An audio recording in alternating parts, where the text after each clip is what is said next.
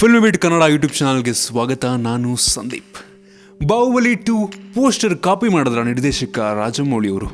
ಹೌದು, ಇತ್ತೀಚೆಗೆ ಎಸ್ ರಾಜಮೌಳಿ ಅವರು ಬಾಹುಬಲಿ 2 ಚಿತ್ರದ ಹೊಸ ಪೋಸ್ಟರ್ ಅನ್ನ ಬಿಡುಗಡೆ ಮಾಡಿ ಸಿನಿ ಪ್ರಿಯರಿಗೆ ಶಿವರಾತ್ರಿ ಕೊಡುಗೆ ನೀಡಿದ್ದು ನಮಗೆಲ್ಲ ಗೊತ್ತೇ ಇದೆ. ಹಾಗೆ ನೀವೆಲ್ಲ ಈ ಒಂದು ಪೋಸ್ಟರ್ ಅನ್ನ ನೋಡೇ ಇರ್ತೀರಾ.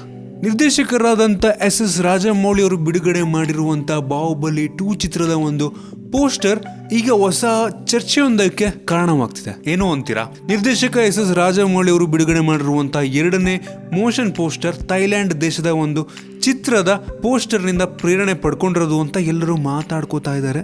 ಬಾಹುಬಲಿ 2 ಪೋಸ್ಟರ್ನಲ್ಲಿ ಬಾಹುಬಲಿ ಅಂದ್ರೆ ಪ್ರಭಾಸ್ ಅವರ ಆನೆಯ ಮೇಲೆ ನಿಂತಿದ್ದು ನೋಡುಗರಿಗೆ ಒಂದು ರೋಮಾಂಚನವನ್ನ ತಂದಿತ್ತು. ಈ ಪೋಸ್ಟರ್ ಥೈಲ್ಯಾಂಡ್ ದೇಶದ ಹಾಂಗ್ ಬ್ಯಾಕ್ 2 ಚಿತ್ರದ ಒಂದು ಪೋಸ್ಟರ್ ನಂತೆ ಇರುವುದು ಈಗ ಸಾಮಾಜಿಕ ಜಾಲತಾಣದಲ್ಲಿ ಒಂದು ಚರ್ಚೆಯನ್ನ ಸೃಷ್ಟಿ ಮಾಡಿದೆ. ಒಂದು ರೀತಿ ಹೇಳಬೇಕು ಅಂತ ಅಂದ್ರೆ ರಾಜಮೌಳಿ ಅವರು ಬಿಡುಗಡೆ ಮಾಡಿರುವಂತಹ ಮೋಷನ್ ಪೋಸ್ಟರ್ ಹಾಂಗ್ ಬ್ಯಾಕ್ 2 ಚಿತ್ರದ ಪೋಸ್ಟರ್ ರೀತಿಯಲ್ಲೇ ಹೆಚ್ಚು ಕಡಿಮೆ ಕಾಣುತ್ತೆ. ನೀವು ಈ ಒಂದು ಪೋಸ್ಟರ್ ಅನ್ನ ಬೇಕಾದ್ರೆ ನೋಡಬಹುದು. ಇದರ ಜೊತೆಗೆ ಬಾಹುಬಲಿ 2 ಚಿತ್ರ ಏಪ್ರಿಲ್ 28ರಂದು ಬಿಡುಗಡೆ ಆಗ್ತಾ ಇದೆ. ಎಲ್ಲ ಈ ಒಂದು ಸಿನಿಮಾಕ್ಕೆ ಒಂದೇ ಕಾಲಲ್ಲಿ ನಿಂತು ವೆಯ್ಟ್ ಮಾಡ್ತಾ ಇರ್ತಾರೆ.